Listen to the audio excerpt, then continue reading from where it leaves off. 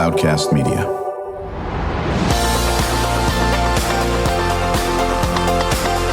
Drew Schlosberg Spotlight on the Community Show, amplifying the voices of social impact organizations, entrepreneurs, local nonprofits, and other community champions who shape the culture, creativity, and connectivity of San Diego.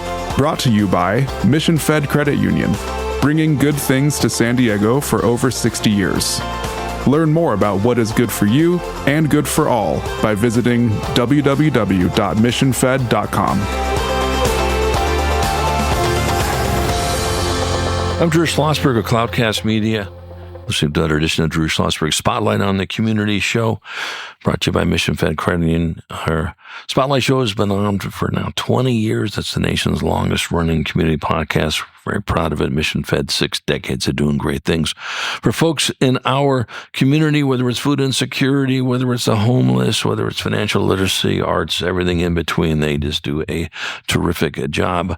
So good to have a longtime friend and colleague back in the studio. Donnie, I don't even know how long this has been, but I'll put the blame on me. Donnie Dee is the president and CEO of the San Diego Rescue Mission. How are you, my friend? I'm doing well. Good to see you again, and thanks for having us back. Absolutely. Donnie doesn't age. He always looks like he's 25, and he's in fit shape over here.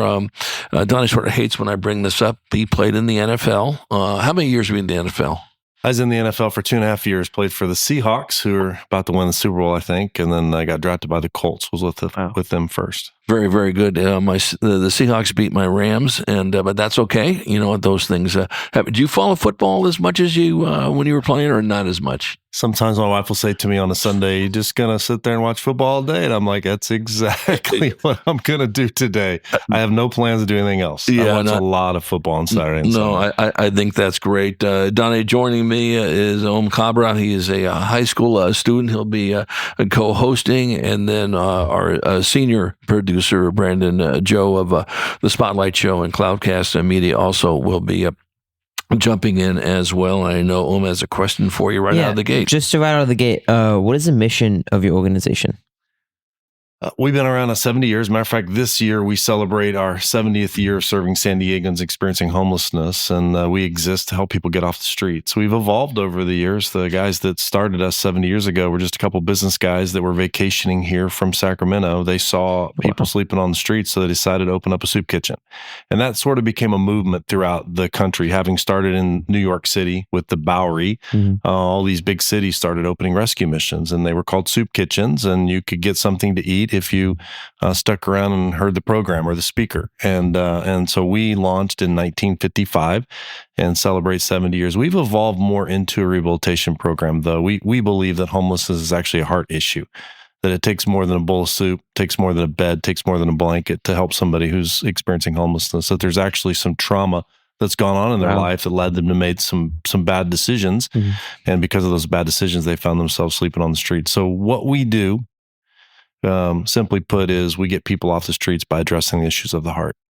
That's amazing. Yeah, there's certainly, unless you've been living in a different planet in the area than San Diego, homeless crisis is pretty big in our community, even though there's some good signs seeing that it's going down.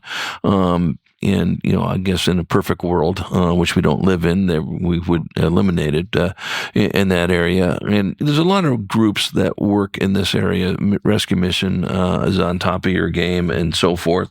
And, you work with, we talked about Father Joe's Villages and Jim Vargas, and just go down the list. Talk about how you guys sort of all work together. We all do great work, and I think all of us, Salvation Army, Solutions for Change, Alpha Project, are all doing great things. I wish we worked together better, but we all have a little different mission. We have different boards. We have different leadership. We have different funding models, and because of that, it makes it a little bit of a challenge to work more closely together. However, we refer people back and forth all the time, and so the person that's sleeping on the streets may not know that there's actually some silos that exist, and makes it very difficult for us to be one big organization working on behalf of the people experiencing homelessness. They may not know that. But the reality of it is that those silos do exist. Just this past week, we referred somebody to Father Joe's that needed detox. And the commitment was you go through their detox program and then we'll take you back and you can work through either our short-term program or our long-term program. So that happens weekly with healthcare providers, with other service providers, with people who are working to get people off the streets. We partner and refer each other informally and indirectly all the time. Yeah, I mean, the bottom line is on this is, listen, we want to try to find a way to help the homeless get housed, okay, one, and then rehabilitated. And, certainly with the job skills or whatever the case may be, to get them back on, knocking down, what they should be doing, what they want to be doing, and so forth. Brandon? I'm curious when you talk about the silos that I guess you experience when you're solving a problem like homelessness. With so many organizations in San Diego, as you mentioned, is there a way to formally facilitate this communication between organizations, or will it forever just be informal? That's a good question. I hope for a day where we can work more closely together, but it's easier said than done. And it's very complicated because, we all have facilities, we all have history, we all have boards, and it's not that we don't want to work together. It's just that we get up every day and we work really hard at what we do to get people off the streets. And because of that makes it a little more of a challenge to just put all our cards on the table and allow somebody to be in charge so that we can access all the facilities, all the beds. I think that there's more conversations about that now than there ever has been, because I think we would all say that what we're individually doing is not working. Even though Governor Newsom and Mayor Gloria, who I think the world of Mayor Gloria, both said that homelessness is down this past year, there's not a person that lives in San Diego that would agree Right. that homelessness is down. I'm not sure quite how they are capturing that, but homelessness has never been as much of a problem as it is right now. So what we're doing is not working. We're going to have to figure out how to eliminate the organizational silos for sure. Yeah. Is there a approach coming forward like into 2026 that you guys are discussing, or something that you personally have in mind for the organization? We had a meeting just a couple of weeks ago, actually a couple of months ago, that Father Joe's was at, and McAllister was at, and Teen Challenger was at, and we spent some time talking about what we do and we celebrated how we do refer people to each other. We tried to figure out if there were some ways that we could do more things together from a more formal perspective, and we came up with some ideas that we're following up on. But you leave those meetings and you go back to, I got 300 people in my building. So, that's the priority, and how we align organizationally with the other organizations is yet to be seen. But I'm encouraged and hopeful that there's something coming. Nothing planned though, to answer your question. So, Donnie, before I turn it over to Om, you've been doing this now for, 8.5 years. Obviously, you've had a passion for this longer than that. What changes have you seen in, the rescue mission since you took over as president and CEO, or just in how we look at the homeless? And I'm sure that can be a 10-hour conversation. That is a big question. I mean, part of what I spent the last 8.5 years doing is trying to make the rescue mission relevant. I think that when I got there, they had an annual report that said 10 programs, 1 mission. And had they stayed on that path, it would say 20 programs, 1 mission today. And what we tried to figure out was just, what is it that God wanted us to do? Because we can't do everything, and we're not going to be able to help 100% of the people who are sleeping on the streets, but we can help a lot of them, and we want to be the best at that. So what we figured out is that rehabilitation is the key. That until you address the issues of the heart, all you're really doing is just moving people around. And that's a part of why the homeless crisis has gotten worse, is that we're just moving people around. And I know there's a lot of people that don't want to hear that, but that's the reality of it. And the reality of it is that the person that's sleeping on the streets, it's very difficult for them to get the services that they need. Most of those services are government funded, and those government funded entities aren't working together. And so the person that's sleeping on the street is told, go over there and get this done, and go over there and get that done. And you know what? They're not doing that. They're not doing that because they're broken and they've given up and they're hopeless. And so what I have seen is just more conversation with elected officials. We actually host an annual mayor's symposium every August where the mayors come. Last August had all 18 cities represented. I had the county there. I had the district attorney there.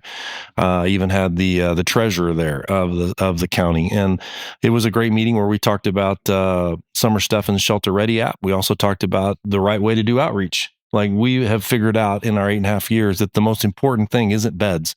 And the most important thing isn't even rehab, although we are completely committed to that.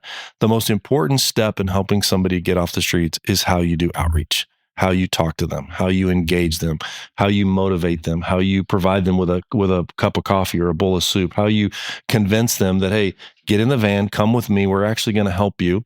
We're not going to drop you off in some place that you've never been, and you're not going to get kicked out. There are some rules, but let's set the expectation that God didn't create you to sleep on the streets, and we're an organization that can help you. Yeah, let me, before I get back to Brandon, Omi, you have a question for Donnie. Yeah, I was just wondering, do you also help out youth as well? Like youth that are homeless between the ages of like, I guess 5 to like 18? Because I did work at a place that did do youth, and I did like food and stuff. I was just wondering, do you guys do the same, or do you guys focus more on adults? If they're under 18, then they have to be accompanied by an adult. And so we do work with families, and many of those families have little kids. At one of our facilities last year at Oceanside, we served 134 kids ages 10 and under. Wow. That were there with their parents. And so one of the things we've done, one of the changes that we've made, speaking to your earlier question, Drew, is that we changed our preschool that we had downtown to a children's resource center, because there were people that are actually living in our building, working. The adult was working on changing the issues of their heart, but we weren't able to really provide services for the kids because we had a preschool. We didn't have a resource center. So we've made the adjustment so that our children's efforts are really focused on the people who are in our programs, not those out in the community that are low income, poor, need a daycare, or need a preschool. And that's been a strategic decision that we've made, and we feel like it's paid off, because the kids whose parents are in our program now have an advocate, somebody that's going to school with them, making sure that if they need an IEP, they get an IEP, making sure that they have transportation, making sure they have school supplies, making sure they do their homework. And we've seen some incredible results by making that shift. No, that's great. We're chatting with Donnie Dee, is the president and CEO of the San Diego Rescue Mission.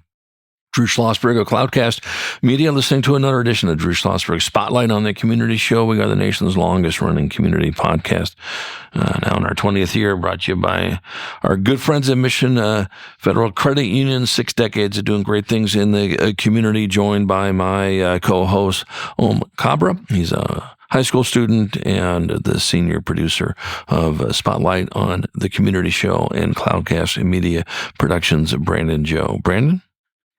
It takes a lot of time to build trust with people, especially if you involve their kids, or especially if they've been betrayed by many people before, organizations who may have just passed them around like a baton. Do you have a story in which you describe, or you can tell about how you built trust with someone who's gone through your organization? Because I'm curious about that process, because of these people have gone through a lot. Great question. I think trust is the foundation to any relationship. It's not just business relationship or sports relationships. A coach and an athlete need to have trust, but it's the relationship between somebody that's broken and organizations that can help them. And when you show up in a van with a clipboard and you're trying to get some information of somebody that's sleeping on the streets, you got to work through some things to get to the place to where they think you're there for them. Most people sleeping on the streets have had a bad shelter experience. And that really creates a problem when you're trying to help somebody that has already had this experience. And that's a part of what we have to work through. We think that you build trust by showing up and continuing to serve them, to encourage them, to learn their name, to let them know your name, to be there day in and day out, where we're just saying, is today the day? Is today the day? Is today the day? Is today the day that you're going to get inside and get help? We're convinced, and one of the other organizational changes that we made, Drew, is that you can only do so much helping somebody while they're sleeping under a bridge or on a sidewalk. Let's get you inside. And that was really the vision behind the lighthouses. We opened up a 162-bed lighthouse in National City that is completely full as we sit here right now. 162 beds are full. Top bunks, bottom bunks, family housing, women's dorm, men's dorm. And once we get you inside, then we can actually start addressing the issues of the heart. The principle is this: when people start feeling like people again, they start acting like people again. And you're not acting like a person when you're sleeping on the sidewalk. You're not acting like a human being that actually can make decisions about the future of your life when you're sleeping under a bridge. So let's get you inside. We call them lighthouses, but they're just essentially emergency shelters. And these emergency shelters are where we do triage. We eliminate your need for housing. We eliminate your need for a bed, for meals, for showering. And the only requirement is you got to see a case manager. So how we build trust is just by relationship. It's a relationship game like everything else. And when we show up over and over again and ask them, is today the day? Here's a cup of coffee. Here's a bowl of soup. God didn't create you to sleep on the sidewalks. Let us help you. We have found, I can tell you that in October, November, December, we engaged 3,289 people in San Diego County through our outreach workers, just us. That's huge. 50 of them eliminated their homelessness permanently, and 294 of them got into a shelter. Wow. And so it's one at a time. No, it's a huge number. When we come back from break, we're going to continue the conversation with Donnie Dee, President and CEO of the San Diego Rescue Mission, right after this short break.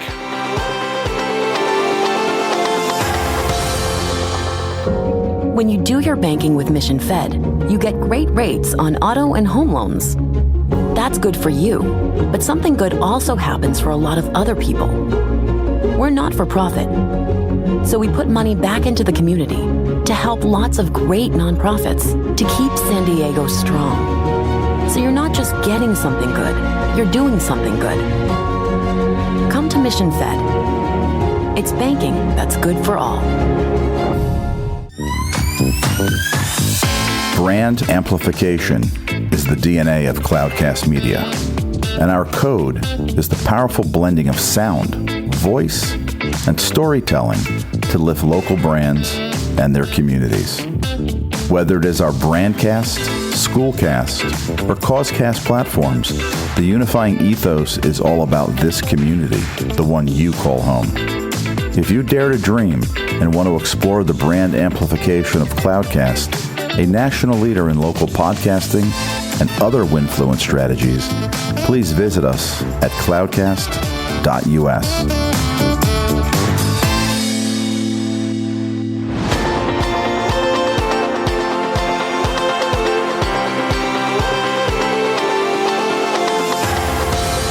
I'm Drew Schlosberg of Cloudcast Media, and you're listening to another edition of Drew Schlosberg Spotlight on the Community Show. We're in our 20th year. I'm so proud of that. Brought to you by Mission Fed Credit Union, 6 decades of doing great things in the community. Joined by my longtime friend, colleague. First time he's been in the Mission Fed studio, though. We'll make sure that is not the last time. Donnie Dee, President and CEO of the San Diego Rescue Mission, joined by co-host Cabra, high school student, and the senior producer of the Spotlight on the Community Show and other Cloudcast Media productions, Brandon Joe. No, before we go over to Brandon, you have another question? Yeah, I was just wondering, I think a couple years back in San Francisco, they moved a big majority of the homeless population to Vegas, I believe. What did you think about that? I'm not actually familiar with that. But I will tell you that if that's what you heard, it wouldn't surprise me, because there is a difference in relocating people and rehabilitating people. And most of what we've been doing is relocating people. Mm-hmm. And that doesn't change their life. It doesn't change their situation. There's also a difference between meeting the needs of the homeless and addressing the needs of the homeless. Mm-hmm. We realize that you gotta meet the needs. A bowl of soup, a cup of coffee, some clothes to wear, a shower. Those are critically important to build trust. But if that's not tied to something that's addressing the needs of the homeless, then you revert back to relocation. So there's a difference between relocating and rehabilitating. There's a difference between meeting the needs and addressing the needs. There's also a difference between private funding and public funding. Mm-hmm. And I would tell you, Drew, that government funding is the elephant in the room. Yeah. I would tell you that that's the problem. Figure out how to be more concerned about outcomes than compliance, and then we'll start using government funds, which seems like it's unlimited. Do you know $24 billion in 5 years has been spent on homelessness, and we're not sure where it went, because I didn't get any of it. Did you get any of it? You didn't get any of it. Nope. I know that the mayors who we have a relationship with, they didn't get any of it. So where did it go? Because it seems like that's a lot of resources to do some good with, and the problem's gotten worse. Yeah, there's no question. Brandon, you had a question. You talked about bad shelter experiences, and I feel like it's hard for people who have not experienced it themselves to understand what that really means.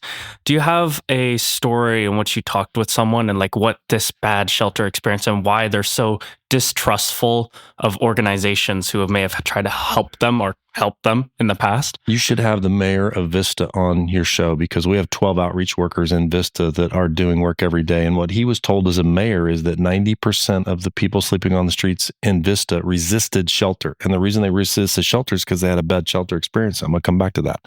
He would now tell you that over 80% of the people sleeping on the streets are ready to get inside. And now we have a different problem. The problem is we don't have enough beds. Right. Okay, but that's a good problem to have. We can figure that out. And we're going to figure that out. We're going to add lighthouses in North County. We're going to add lighthouses in East County that are going to complement the lighthouse that we have in South County. And those 3 lighthouses, we're going to get people off the streets immediately. What we were hearing through outreach workers is that last time I went to a shelter, I got beat up. Last time I went to a shelter, I had stuff stolen. Last time I went to a shelter, they didn't take my dog. Last time I was in a shelter, I actually have a physical disability and they put me on a top bunk. Last time I was in a shelter, it smelled like urine and BO and everything was broken. Those are real life comments that we got from people sleeping on the streets. And so if that has been your experience, you're not getting in anybody's van going anywhere, because you're not doing that again. And a part of what we've had to do is convince them that, look, we're not going to use broken things to heal broken people. We have first-class facilities that when you get there, you're going to go, this is different. And that's been our strategy and our philosophy, and it seems to be working. No, I think that's terrific, and in that area, and you're so spot on. Whether it's dealing with the homeless or unsheltered, where you want to call it, or foster youth, we have a lot of the foster youth folks on the show here. It is about trust. And Brandon, you brought up a point you've heard us say many times on the Spotlight show. Many of the folks, whether they're foster youth or they're on the streets, they've been done wrong by a lot of people. And so to build that trust, and Donnie nails it in this area. We're going to know your name. We're going to get you what you need. We're going to go above and beyond that. And next time I see you, I'm going to call you by your first name and just say, by the way, how you doing? Your favorite sports team winning, or whatever the issue is. That's just Donnie's makeup. And it's amazing what that does for the endorphins inside you when you feel like you belong in that aspect of it. And that's what it's all about, is making that person feel like he or she belongs. You got a question for Donnie? Yeah, I was just wondering, what made you start all this? How did you come to this idea? God broke my heart for people that he cares about. That's the only way I can say it. I was working for the Fellowship of Christian Athletes, 27 years in, had no plans to leave. FCA had a huge impact on my life as a college and a pro athlete, and so I always felt like I was giving back. It never felt like work. And one day I'm getting off the freeway at the 78 in Sycamore up in North County, and I saw a homeless guy. And it's not the first time I'd seen somebody experiencing homelessness, but it was the first time it broke my heart. Wow. And I just began to wrestle while I was sitting at the car at the light, looking out my driver's side window. I just began to think about these questions that were popping into my head. Who are you? Why are you there? Do you have an addiction? You look like you need some money. I'd like to give you some money, but they tell me not to give you money. And I had more questions than I had answers. Light turned green. I turned left and went home, didn't think anything else about it. The next morning, the very first email I got was a email from a friend with the job description for this position. And she said, "This is you." Exclamation point, exclamation point. And I was replacing Herb Johnson, who you know very well. Very well. And so I fought it. I didn't know anything about homelessness. I've been working with coaches and athletes for 27 years, dedicated, disciplined, hardworking, goal-oriented. You tell them to do something, they do it. They want to get better. What do I know about somebody that's broken and hopeless? I don't know anything. And so I fought it. And here I am 8.5 years later. I love it. Awesome. Well, you've been doing a great job, and what's interesting about your job, and I know this is part of you. You love data, and are we doing what we said we're doing? And I can prove that we are doing some great things because of the example you just used recently, or now what they're doing up in Vista in this area, and getting people where they need to be in this aspect of it. Listen, you've always been very magnanimous on the people that you've worked with. Talk about the unbelievable work that your staff does. We have 180 staff. That's doubled in the 8 years that I've been there. Not because I love to raise money and want to have a bigger budget, because we are privately funded. Right. So every new person we bring on staff means we have to raise more money. Right. But because the opportunity demands it. And we have to do more. We have to get bigger. We have to grow up. We have to be more focused and more aligned. And I work with a group of people that makes it easy for me to go and raise money. And look, there's anybody that loves raising money. I mean, that's a challenge. It is. And yet I have watched donors in San Diego give generously and graciously to this because they care. And they're not going to come down and probably serve meals, and they're probably not going to go do outreach and give somebody a cup of coffee, but they'll give us a check, which puts gas in the tank and allows us to keep going forward. The thing that amazes me most about the 180 staff we have is the high level of mercy that they have. They're just compassionate. God just sends us people with a high level of compassion and patience, which is what you need to help somebody who's at a place where you can't really expect anything of them. Like when you're working with coaches and athletes, you have expectations. You do this or else. There's consequences.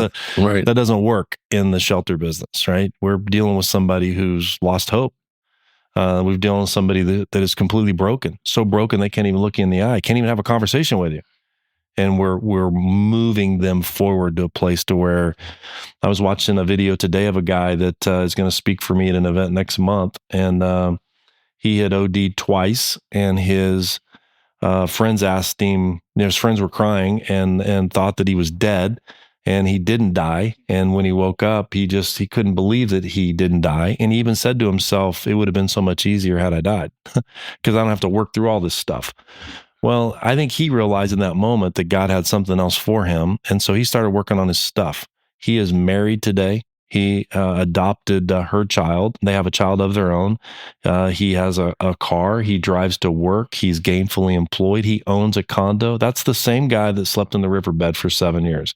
He put his life back together again because he took one step after another, began to believe, and the dude changed his life. You know, and thing that Brian has probably heard the ad nauseum from me on this, but when you have one person that you've done, the gentleman on the riverbed, the impact is probably 50-fold. I don't know, whatever, as his family, his kids' friends, everything that goes with those, we call it the tentacles, that it's not just that one person, it's everyone in that orbit. Talk about that. Yeah, that's really well said. We call that the ripple effect because when we have graduation, there's a lot of different people in the room. There's 700-800 people that come to graduation: donors, volunteers, staff, former graduates.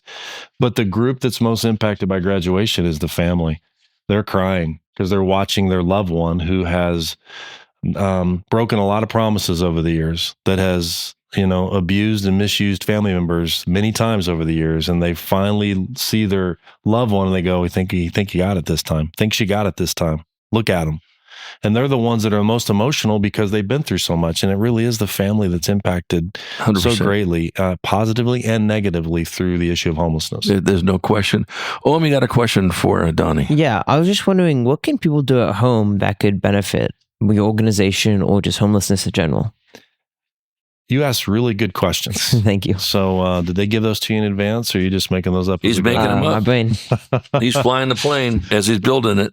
Great question. Yeah, let me just answer it this way. We don't believe at the San Diego Rescue Mission that homelessness is a government problem to fix.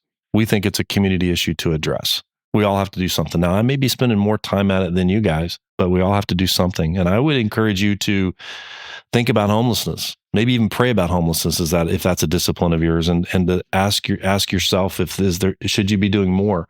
I believe that everybody does something, then we can actually change the state of homelessness. I don't think we'll ever eliminate it. I don't think we'll ever solve it. We're dealing with people, we're dealing with governments, we're dealing with the economy, but I do think we can change it. And changing it to me just means there's less people sleeping on the streets, and that there's the opportunity to get help sooner than they have now. So what can somebody at home do? Engage. When you see somebody that's sleeping on the streets, just ask them their name and share your name. We have these little ICU kits, which are hygiene bags that you can get at the San Diego Rescue Mission for free. Put them in your car, and when you see somebody, give them a hygiene kit. It has sanitation in it. It has socks in it. Has a power bar in it. That's all put together by churches and businesses here in San Diego. We have 10,000 of them at the warehouse waiting to be given out. And so when volunteers call us and say, "I need some ICU kits," ICU, SEE. That's good. Here's something that might be helpful for you. My name is Drew. What's your name? And they usually share their name. They usually want the hygiene kit. And then if you really want to get bold, ask them to share their story. Because people living on the streets love to tell their stories, primarily because they don't think anybody's ever been through what they've been through. And that's the lie, because we've all been through stuff. And if we each shared our stories, we got more in common than we don't. And when you engage somebody sleeping on the streets, they love to tell their story. Yeah, it's funny. We had Steve Breen on earlier, right before you. A couple. Steve, a longtime colleague of mine at the Union Tribune, editorial cartoonist, Pulitzer Prize-winning cartoonist, now working for Cathedral Catholic, the director of communications. But when Steve was at the UT, and we moved our offices from Mission Valley downtown, and I know you've been on the show probably when we were in Mission Valley and downtown and everything in between. Yep.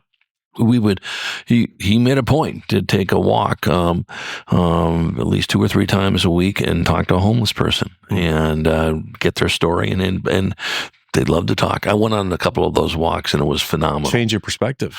100%. And with this guy happened to be a former player from the Kansas City Royals farm system, and they just loved it. How'd you get here? Why did you? What do you? Can you? Blah blah blah blah. And it was great. We got one last question for Donnie.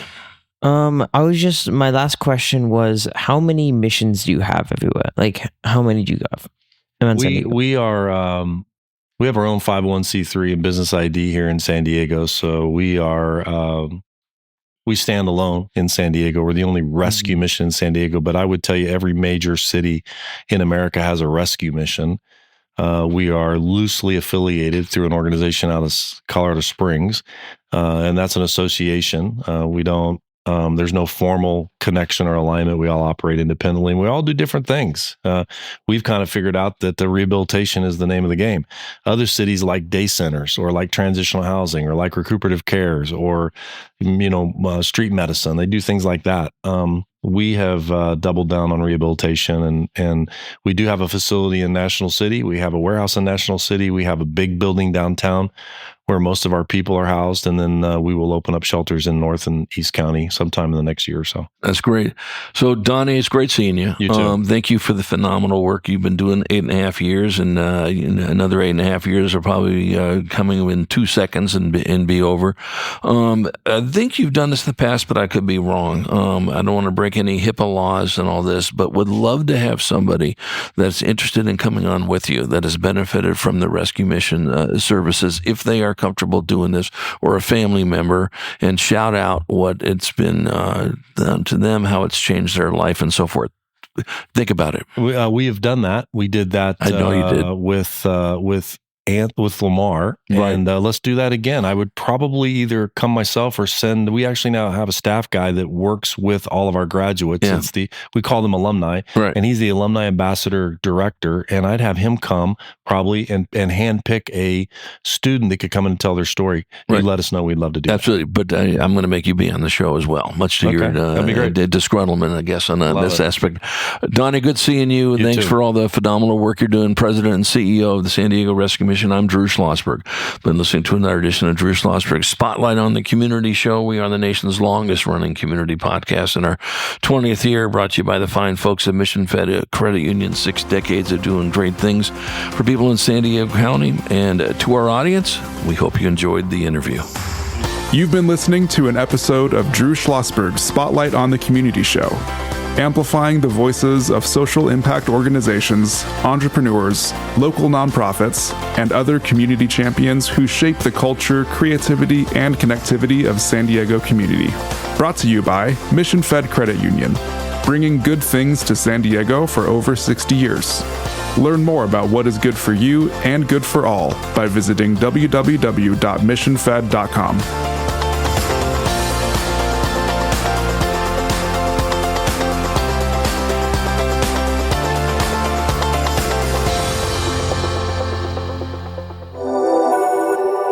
Cloudcast Media.